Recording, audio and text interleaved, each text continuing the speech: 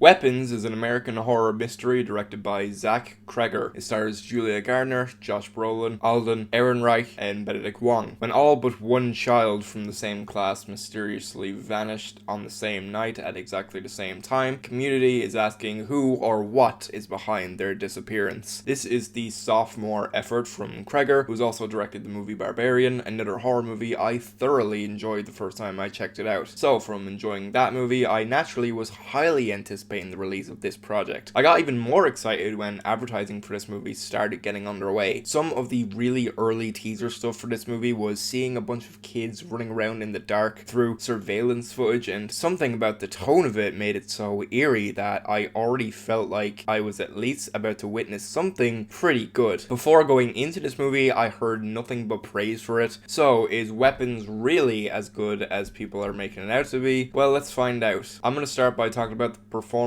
leading with Julia Garner. She's known for having roles in movies like Fantastic Four: First Steps as of recently, and the Lee Winnell directed Wolfman movie. Garner delivers a pretty heartfelt, engaging monologue to a group of people at the beginning of this movie, which actually got me hooked on what she was giving. It makes her instantly sympathetic for how sorrowful she sounds about the situation at hand, and I thought she handled the material pretty well. As the movie progressed, however, a lot of other aspects of her acting did leave a lot to be desired. She seemed to be taking on a good few horror movies as of recently, but I don't really think this is the genre that she is made for. There's a couple of moments in this movie where she has to act like she's in peril, and while she can certainly scream, I never got the sense that she seemed like she was in any danger. The conflict never seemed too terrifying to her character. There's a moment where she's being attacked in her own car, and she just wasn't very convincing here. For the rest of the movie, if she isn't placed in horror scenes, she has to act really sad, and there's moments where this look is conveyed on her face just about enough, but it never feels like the gravity of the situation has really dawned on her that much. Josh Brolin is in this too. He's known for having roles in movies like The Goonies, No Country for Old Men, and most recently the newest Dune movies. I thought he did a really great job in this movie. His centric role is essentially to be a grieving father to one of the missing children, and he portrays a really interesting interpretation of one's grief. He makes it clear through his expressions that he's willing to do anything in order to get his son back. There's lots of moments of the movie where he's full of rage, and he pulls these moments off really well. There's a part of the movie during a dream sequence where he really gives his all in such a great emotional level that makes you feel sorry for his character too. Alden Ehrenreich is also in this. He's known for having roles in movies like Solo: A Star Wars Story and Cocaine Bear. Of all the movies I've seen this guy in, this is probably his best role just for how he handles the material he's given. When we're first introduced to his character, we see him to be pretty charismatic, which Ehrenreich pulls off well. As the movie goes on, we see his character hold a lot of problems within himself, and he does a good job at unraveling this aspect of the character through his performance. He also has a good few decent moments of showing rage, which sometimes is even used for comedic effect. Him and Julia Garner play off each other a little bit, and the two of them have decent chemistry off screen. On his half, Ehrenreich gives off an endearing and even awkward vibe with how he interacts with her character, which was interesting to see. Benedict Wong also has a part in this. As I mentioned, he's known for movies like The Martian and Sunshine. He isn't in this thing all too much, but for the time he does have on screen, he certainly makes the most of it. He plays one of the teachers in the movie, and there's basically two aspects to his character. On one side, he does a good job at feeling guilt for all the kids going missing, and gives a believable performance for someone in his position to handle this situation. On the other side, he brings another great deal of rage, and even at times goes completely unhinged in other moments. There are two sides of his character, and he performs this pretty well.